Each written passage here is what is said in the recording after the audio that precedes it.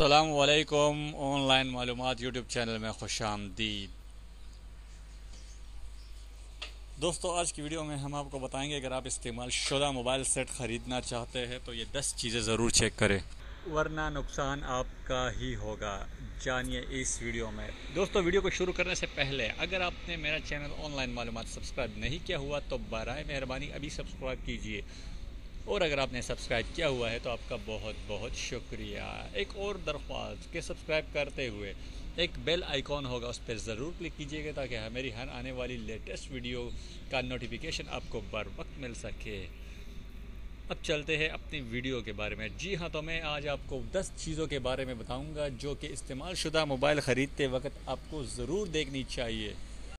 तो सबसे पहले आप देखिएगा कि जो मोबाइल आप ख़रीद रहे हैं वो आप किस से ख़रीद रहे हैं, एक दुकान वाले से या एक राहगीर से। अगर आप किसी राहगीर से मोबाइल ख़रीद रहे हैं तो ख़रीदते वक्त उससे NIC की कॉपी ज़रूर मांगिएगा, क्योंकि आजकल चोरी के मोबाइल बहुत ज़्यादा फ़रोख्त हो रहे हैं, जिसकी वजह से आपको ख़रीदने के बाद काफ़ी मुश्किलात का सामना करना पड़ सकता है।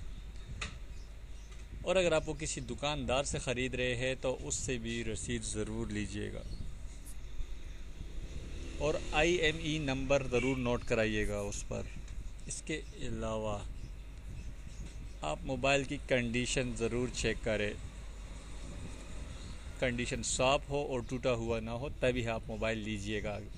और इसकी गारंटी सिर्फ दुकान वाला दुकान पर ही देता है। दुकान से ले जाने के बाद आपको दुकानदार फिज़िकली डैमेज की कोई ज़िम्मेदारी एक्सेप्ट नहीं करेगा। इसलिए सबसे पहले मोबाइल की कंडीशन दुकान पर खड़े होकर चेक करें।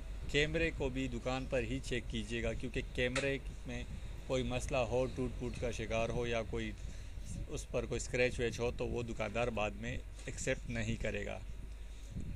अगर दुकानदार आपको 1 हफ़्ते या 3 दिन की वारंटी देता भी है तो उसका मतलब ये होता है कि कोई एप्लीकेशन में कोई प्रॉब्लम हो, चार्जिंग में कोई मसला कर रहा हो, लेकिन डैमेज की सूरत में किसी भी किस्म का ज़िम्मेदारी दुकानदार एक्सेप्ट नहीं करता।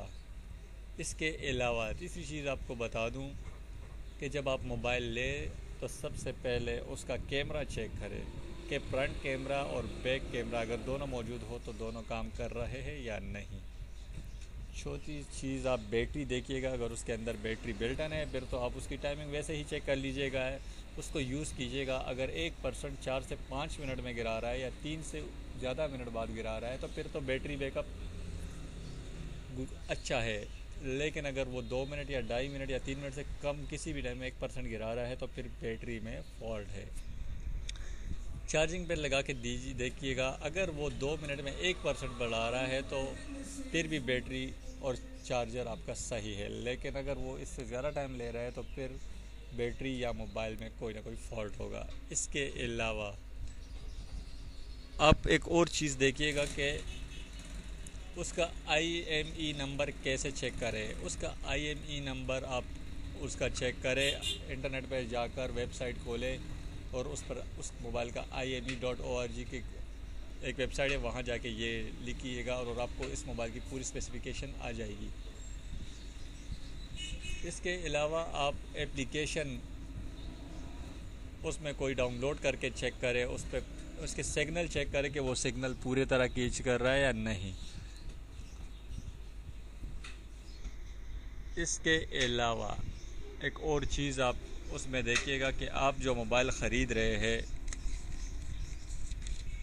उसका स्क्रीन सही है या नहीं। अगर आपने सैमसंग का मोबाइल लेना है तो *#0# डायल करें, वहाँ पर आपको स्क्रीन की पूरी कार्रवाई नज़र आ जाएगी।